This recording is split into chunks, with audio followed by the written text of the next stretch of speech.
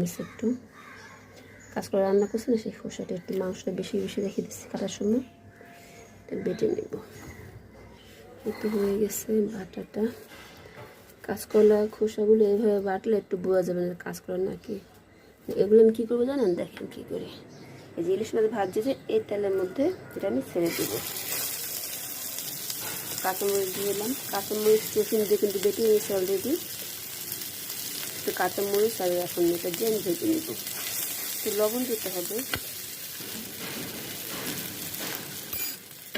শুধু এটা ভাজার পালা, শুধু ভাজবো 5 মিনিট ভাজলে হয়ে যাবে। এই তো ভর্তাটা হয়ে গেছে, ভাজা ভাজা করে নিলাম। কাঁচকলা ভর্তা,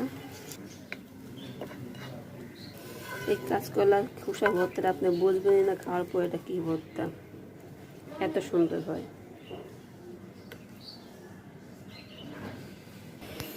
কাঁচকলা ভর্তা আর কাঁচামরিচ রসুন ভর্তা।